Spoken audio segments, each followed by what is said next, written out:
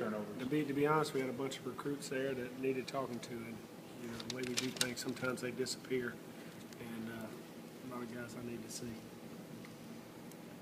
Thinking next year already. Got to. It's about players, it ain't about coaches. What were you proudest of Saturday? The way that game ended, or some of that stuff?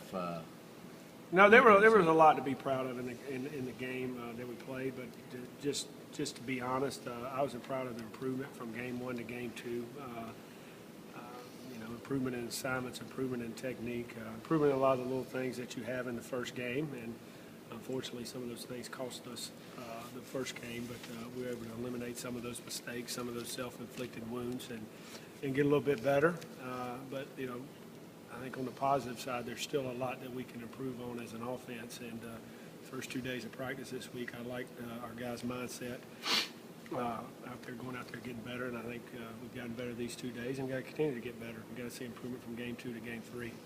Where Aaron in the game ranked as far as when you seen him play?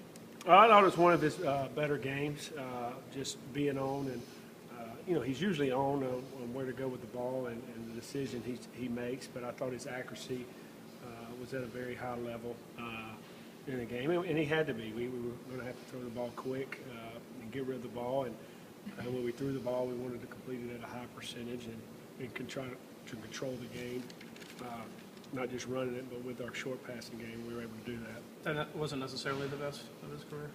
It's one. It's one of them. I don't. I have to see. How this season ends up and what happens. And then y'all decide whether it's good or not. I think he plays pretty good every week. I'm interested to see how you guys handle. Obviously, both Todd and Keith are pretty beat up. Todd's telling us about hip flexor and thigh, and then Keith gets his knee beat up in the game. Is there the temptation not to play them at all in this game, or do you? No, we're getting ready to play this football game against North Texas, and strictly telling the truth, just for Monday, Tuesday, Wednesday, I hadn't done nothing but watch North Texas, get ready for North Texas, trying to improve fundamentally, and that's what we're going to do, and that's our mindset to get better each week. Offensively, you got to be able to execute and control what you can control. There'll be something scheme-wise you do different each week, but you got to get better at what we do, and that's what we're going to try to do. And like I said at the beginning of the year, it was a concern of mine, the depth at tailback, and it was good to get Brendan Douglas in that game, and J.J. Green got in last week. So we got to continue to develop that depth, if injuries do happen. But it's a rough, and tough league. We played 2 very good opponents the first 2 weeks, and guys played a lot of snaps, and hopefully we'll get healed up and be ready to go in a week and a half. Do you see a case in which Hudson Mason might get some first-team snaps against North Texas? No, we'll play the game by, as it happens.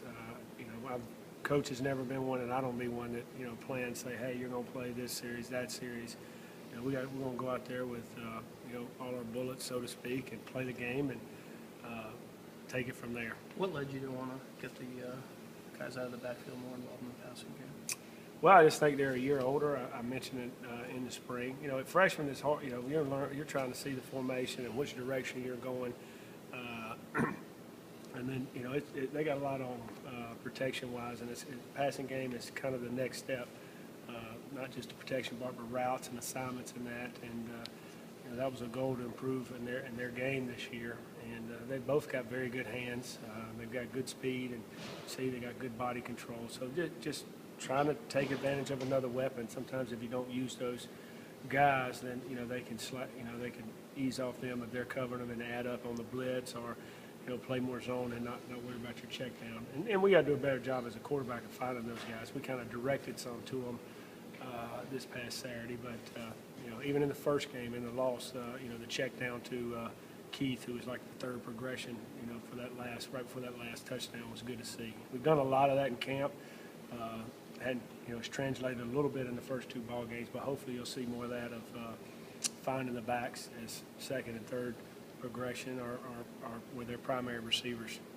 What about Brendan Douglas comes in there in the fourth quarter, and I don't think I've seen your bench that fired up in a long time, and he comes through and has that hard run. I mean, did you have any reservations at all when he had to go in there and take those carries? No, and no, really go not blow? at all. We had actually said that, going into that week, if he was going to be the second short yardage back to go in, if we had a short yardage situation and Todd couldn't go.